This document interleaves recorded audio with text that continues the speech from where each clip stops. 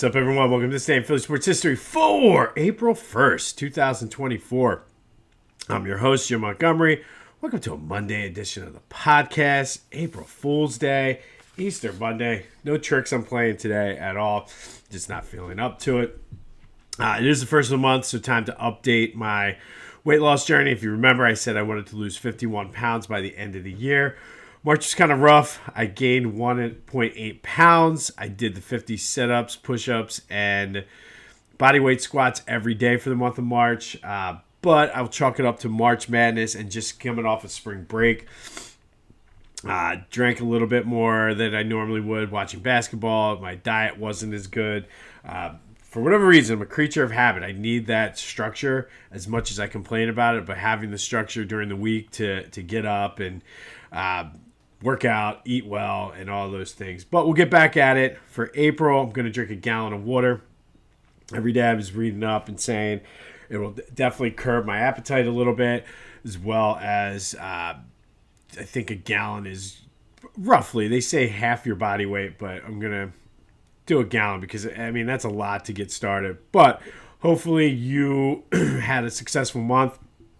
But again, holding each other accountable. I hold myself accountable. I know what happened and why it happened. Now it's new day, new month, time to get back on the horse and get it together. All right, a couple updates from yesterday. Curt Schilling, in fact, was here till the year 2000 when he was traded to Arizona, not 1998, as I said yesterday. Hard to believe he was here that long. I feel like it was a shorter window, but I guess those teams were so bad after the 93 team, there's not much we can do. That game against Toronto and Cleveland, the longest opening day game, was in 2012 when the Blue Jays beat Cleveland in the 16th inning. And the kid for the Union, Kevin Sullivan, signed with Manchester City, but will play in the Union system until he's 18. So the Union will be able to get some training or whatever out of it. And again, I still don't understand how some of the rules and loan things work for soccer, but as I always say, I like to try to get things right and make sure we are giving you the facts that are correct and not false. So Schilling was here until 2000. Hard to believe. I thought, like I said, I thought it was a lot sooner than that, but kind of just, I guess, how bad those teams were. It's just you kind of just took it for granted that he was on those teams. All right. Starting off with a recap of yesterday's question of the day, I asked you, are the Flyers in trouble after they lost to the Blackhawks the other night? 80% of you said yes. So, I don't know. We'll see what happens tonight. We'll get more on the Flyers here in a minute. But as always, thank you for participating in the question of the day. 267-495-8531 gets you in on the Back to the Future voice and text line. Flyers are in action tonight. They have another big game coming up against the Islanders. The Islanders actually are 5 points behind them. So it's a huge game. If the Flyers lose this game, that is one of just not a good situation to be in. However, I will say I was listening to some things yesterday, and the Flyers, I think the teams that they're chasing or in this playoff game or race with have played more games than the Flyers. So I think that will help them. But you got to get off the schneid. They've lost 4 in a row. So big game with the Islanders tonight for the Flyers. All right, be sure to follow me on social media, Jimbo_Mont for Twitter and TikTok, at Philly Jimbo on Instagram. Hit me up on Facebook. Be sure to subscribe and like to the YouTube channel. Let's continue to try to grow this thing. Tell your friends, tell whoever, and let's grow this thing big this year. As the school year is starting to wind down for me, I'll have more time to really tweak, and I've been teasing it, but I have to move my office at some point because lighting, and I think hopefully once lighting and everything like that gets better, it will help the visual on YouTube. But be sure to subscribe, tell a friend, that way you can stay in the loop. It is April, new month here, new focus. We're going to take a look at the teams in Philadelphia sports history that have unfinished business or left some meat on the bone, as I like to say. We'll close the show with that. Excuse me. I don't know if it's allergies or cold, but I'm like not doing well today. Don't forget, starting April 3rd, we'll be taking a look at the 20 best moments in Citizens Bank Park history, as far as I'm concerned. So stay tuned for that for the month of April. All right, speaking of the Phillies, they're not going to go 0-162, which is good. They beat the Braves 5-4, and it is one of those things that the Braves are good. I mean, it was a tough way to start the season, and it did seem like they were stuck in spring training. But Schwarber led off the game with a homer, even though they were already down 2-0. He went 2 for 4. Bohm went 2 for 4.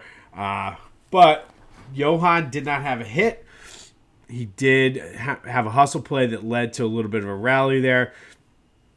But other than the home run, Ranger pitched very well. 5 innings, 3 hits, 3 earned runs, 7 Ks. And I think if you listen to the Phillies preview, you know how I feel Rangers' season's going to go. And I think he's off to a good start with that. I think just one bad pitch really is what killed him there in the first. But overall, good win for the Phils. And hopefully now things will calm down. They're in action tonight. They welcome the Reds to Citizens Bank Park, and then they go down to Washington. So things sort of stabilize somewhat. Hopefully they'll be able to kind of right the ship and get things together, because they don't play the Braves now until January, or the week like July 4th, I think, or right around July 4th. So they have some time to get it together, but they can't let this kind of turn into a larger slide. Let's put it behind and move on and try to win these next 2 series. And it was funny, I do got to say, I saw this. The Braves broadcasters said, talking about the Philly fans booing, they're like, they'd probably boo Christ on the resurrection. And I thought that was kind of funny, but still, very, very weak, lazy journalism. But I don't want to get into all that. All right, Sixers news. 135-120 win over Toronto. Good win for them. Shorthanded, no Tyrese. Obviously, no Joe. Toronto is just not a very good team, so they did what they had to do. Kelly Oubre stepped up with 32 points. Campaign had 24. And the big news, though, Joe, according to Nick Nurse, is quote-unquote, we're in the ramp-up phase of his recovery. He's practicing with the team. There's a lot of contact, so that's a huge start.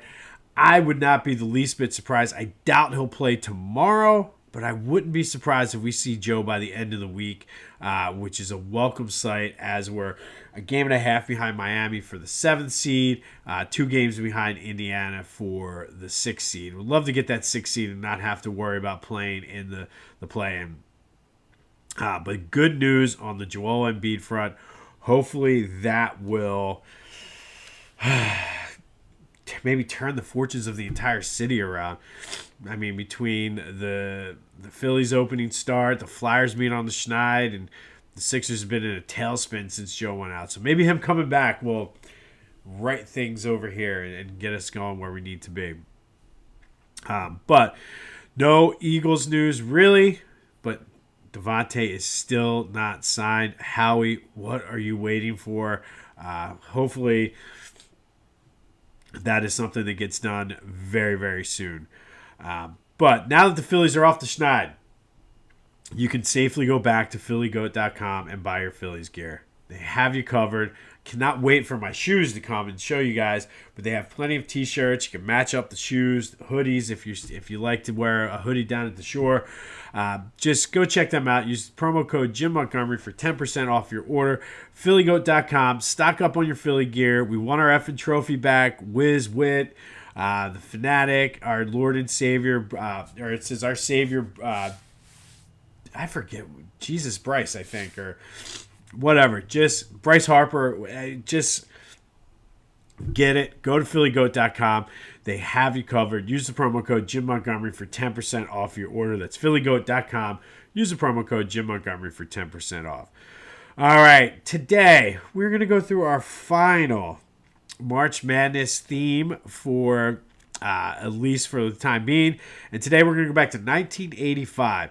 And on this day in 1985, Villanova beat Georgetown 66-64 to win the NCAA championship. This was arguably the biggest upset in the history of the tournament. I'm sure there's some listeners out there who will say the Duke beating UNLV. There was the North Carolina State. But for my money, this was the biggest upset. Georgetown came in 35-2, number one overall in the country. Villanova was not ranked and were 24-10 and kind of skated by in some of these games here in the tournament. But they played what they called the perfect game. Excuse me. They kept the ball away from Georgetown. At this time, there was not a shot clock, so they had a couple times, like 4 times, they ran possessions that went over 45 seconds. It did help lead to the implementation of the shot clock in the college game the next year. I don't know if it was directly related because there were some teams that conferences that had experimented with the shot clock, but Nova really probably had no business winning this game. That's how good Georgetown was. But like I said, not only did they play the perfect game as far as keep away, they shot 78.6% from the floor. So they made their shots, which was huge. And, I mean, that's an unheard of, obscene shooting percentage. 78% as a team for the game. And you scored 66 points. So that's really not so much the keep away as much as they made their shots when they had to. Dwayne McClain had 17, Ed Pickney 16, and Howard Jensen, who we talked about the other day, had 14. Georgetown didn't play too shabby themselves. They shot 54.7%. David Wingate had 16. Patrick Ewing had 14. But it was just the shooting and just the outstanding team play from Villanova is what was the difference in this game. The 8th seeded Villanova Wildcats, it was the lowest seed to ever make a final up until that point.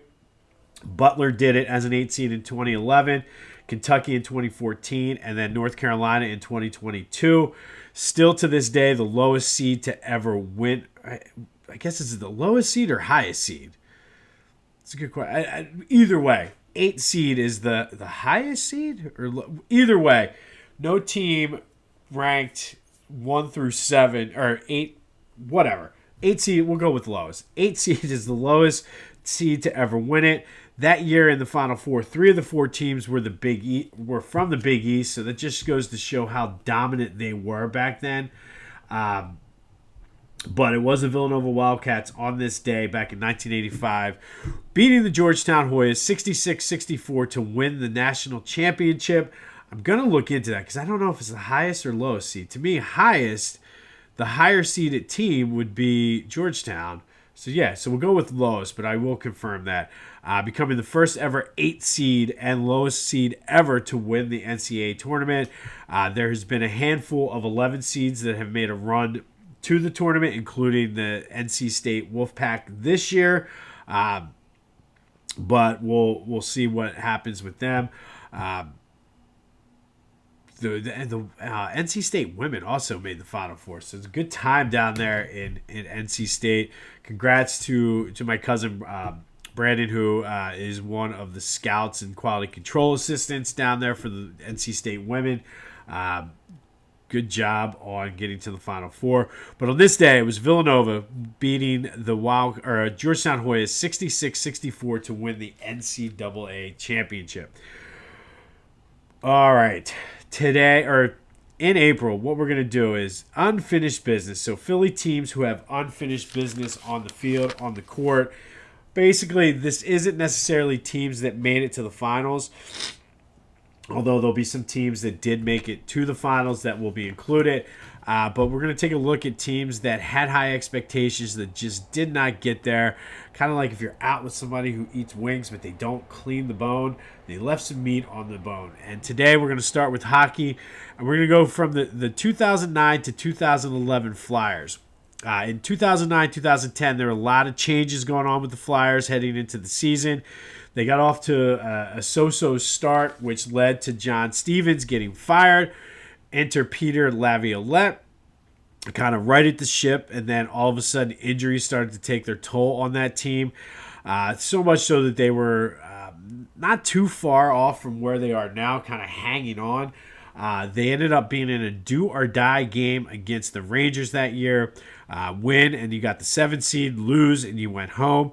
Of course, as fate would have it, it went to the shootout. Flyers ultimately won the shootout and took the 7th seed, and then they got hot.